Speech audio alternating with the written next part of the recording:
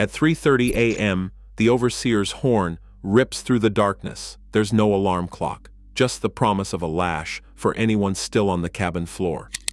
Before sunrise, you're shoving cold ash cake and pork fat into your mouth, knowing you'll need every calorie to keep pace in the gang rows. Fall behind, and the driver's whip closes the gap. The reality behind surviving even one day in this world is far more brutal and more specific than you think. What happens before the sun even rises would break most of us. The horn's echo has not faded before bodies scramble upright in the dark. There is no lamp, no gentle warning, just the threat of rawhide if you are not already on your feet. The cabin floor is packed with others, all moving fast, every second counted by the overseer's unseen watch. Shoes, if you have them, are pulled on with stiff fingers. Most go barefoot. The air inside is thick with the smell of smoke and sweat. Outside, the world is colder and silent, save for the distant barking of dogs and the shuffle of feet heading out. 15 minutes. That is the window between the horn and the line forming outside. In that time, you grab your ration, a hunk of ash cake, rough and cold, baked last night in the ashes of the fire. The taste is gritty, with a bitter edge of wood smoke. If you are lucky, there is a slice of salt pork fat, slick and tough, meant to stretch your strength through the coming hours. There is no fire this morning, no time to heat anything. The meal is eaten standing or walking, the first mouthful swallowed before your eyes can even adjust to the dark. The numbers do not add up. A body forced to labor from before dawn to after dusk needs more than this. The average ration of cornmeal and a scrap of pork delivers 800 calories by sunrise. But the work ahead will burn through that and more. Stomachs rumble, but complaints are silent. The only sound is the crunch of cold bread and the shuffle of dozens of feet through dirt, all moving in the same direction. Outside, the overseer waits, whip in hand. Anyone still in the cabin risks a visit.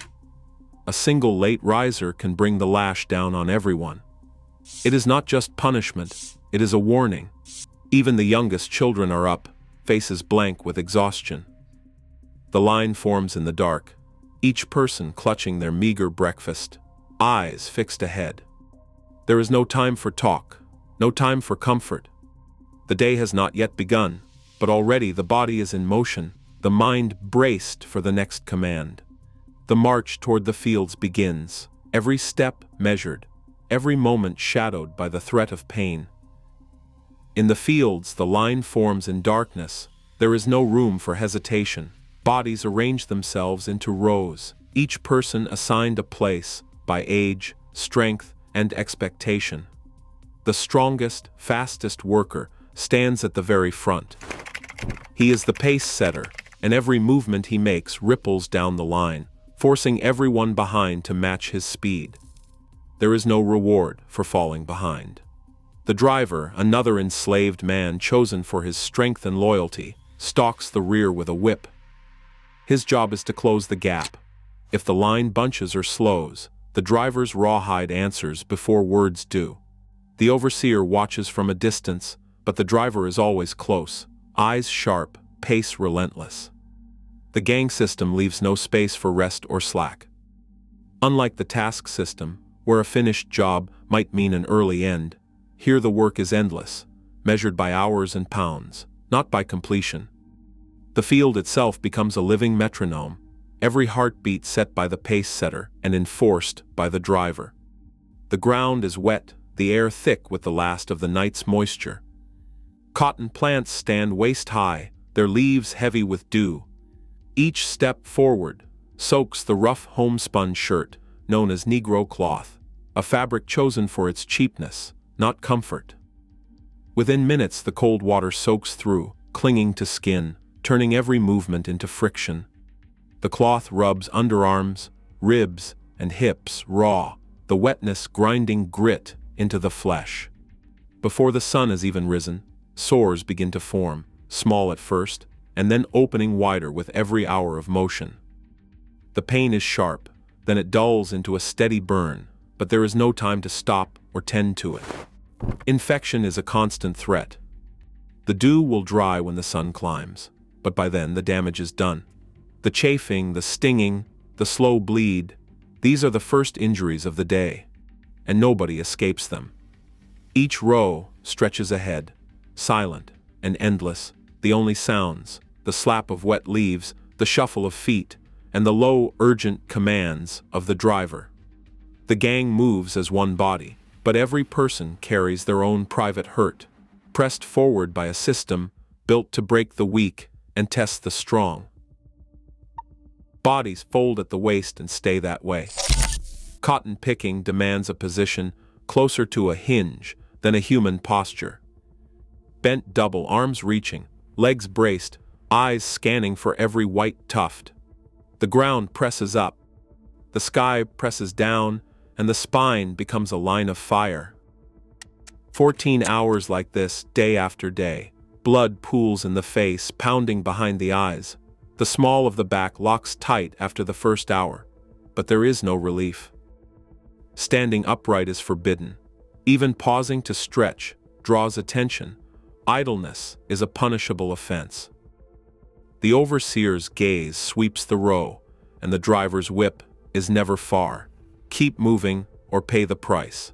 Medical experts today call it a recipe for permanent damage. Muscles spasm and never truly release. Over time, discs in the lower back compress and bulge, nerves pinch, and the pain becomes a companion that never leaves. WPA interviews recall men and women who could barely stand straight by their 30s. Their back is bent for life. No one escapes this. The field does not care about age or gender. Everyone bends, everyone breaks. There are no conversations to distract from the pain. Rules ban talking almost entirely. The logic is simple. Silence prevents plotting, keeps minds focused on the crop, and stops any comfort from passing between hands. The only voices allowed are the commands of the driver or the bark of the overseer. Otherwise, the field is quiet. Unnaturally so. 50 people in a row, but each one locked in their own world. The only sounds are the rip of cotton bolls, the shuffle of feet, and, once in a while, the crack of the whip. Some try to communicate in code, a hum, a glance, a tap of the toe, but the risk is high. WPA narratives describe whippings for a single whispered word. Frederick Douglass wrote that silence in the field bred a kind of loneliness that settled deep in the bones. Even surrounded by others, each person is alone with their pain, their hunger, and the endless row ahead. Before the sun climbs high, the body is already depleted, the mind stripped of comfort, and the day is only beginning. By noon, the Mississippi Delta air presses down like a wet blanket. The temperature hovers at 95 degrees, humidity so thick it feels like breathing through cloth. Sweat clings to every inch of skin, but it never cools you. There is no breeze, only the relentless glare of the sun and the glare of the driver, watching for any sign of slowing. The body's thirst grows sharper with each step, but water is rationed by the cart, and the driver decides when it stops. When it does, you drink from a single wooden gourd, passed hand to hand, the water inside already warm and cloudy. Every mouthful carries the risk of sickness, but refusing is not an option. The body needs something, anything, to keep moving. Lunch is a brief, silent pause. Nothing like relief. 15 minutes on the dirt. Another piece of cold cornbread in your hand. There is no shade, no shelter. Just the hope that the sun will slip behind a cloud. Some close their eyes for a second, heads bowed over their knees, but nobody dares drift off. The horn or the driver's shout will come without warning, and anyone slow to rise faces punishment. Hunger gnaws at your gut, but the bread barely touches it. The mind drifts towards sleep, but fear keeps you half awake, always listening for the next command. The work never softens. The cotton plant is stubborn, its boles armored with sharp, woody burrs. By early afternoon, Every hand is raw.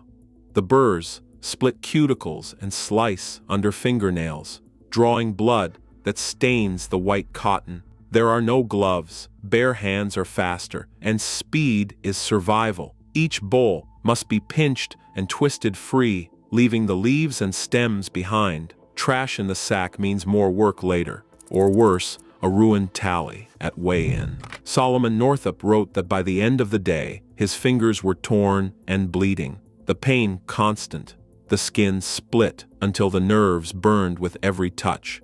The only way to keep up is to ignore the sting, to let the blood mix with sweat and keep moving down the row.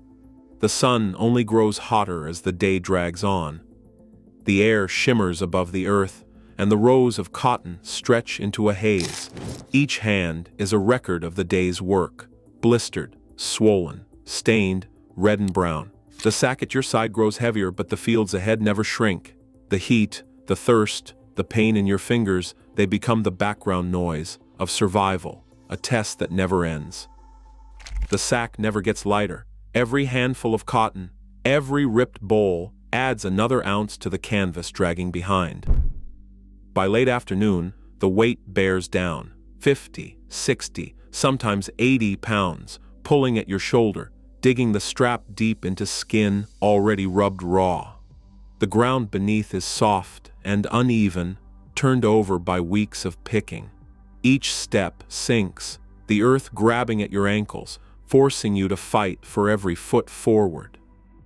The muscles in your legs tremble with fatigue, but the line never stops.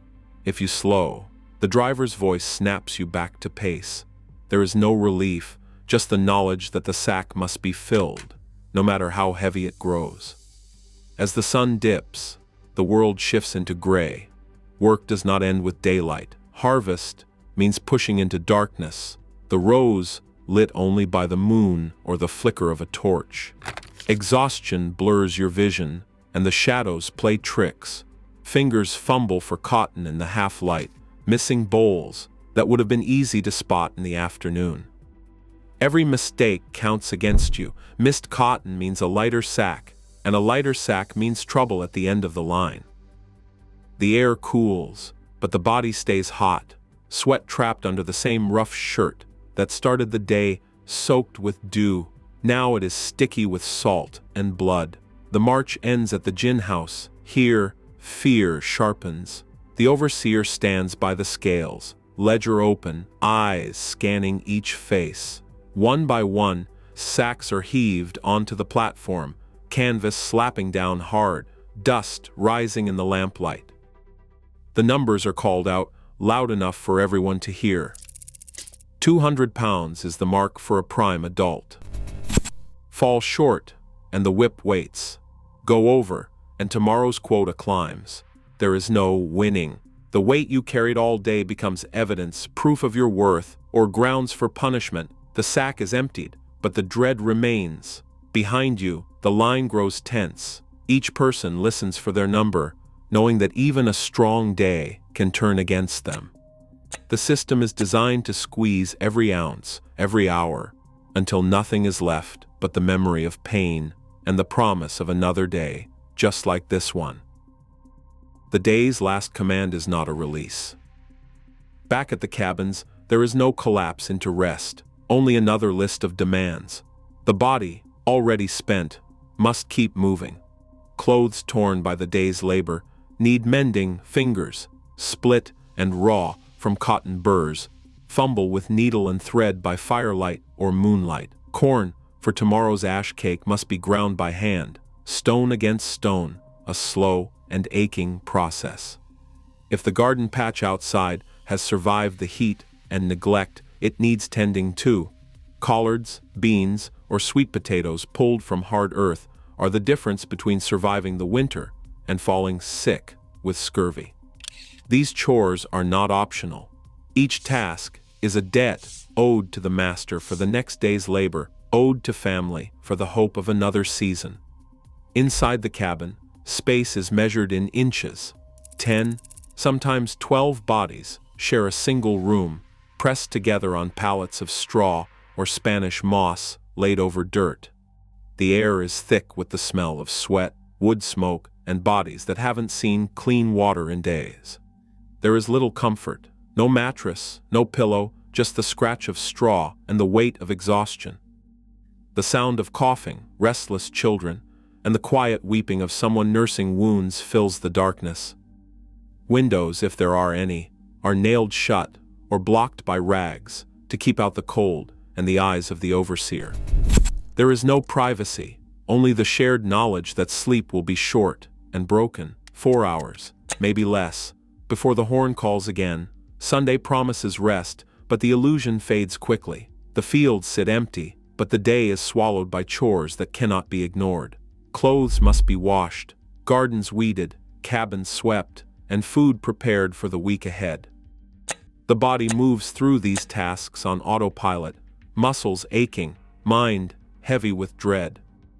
There is no real pause, no chance to recover. Time that might have been spent with family or in prayer is instead spent in anxious preparation for the next round. The cycle is unbroken. Even as dusk falls on Sunday, the fear of Monday presses in, the knowledge that nothing will change, that the pain and exhaustion will return with the horn, and that escape is impossible. This is not just a system of labor, but a system of endless exhaustion, where hope is measured in moments, and recovery is a word that has lost all meaning. This brutality wasn't just history, it built wealth that still shapes America's racial and economic divides.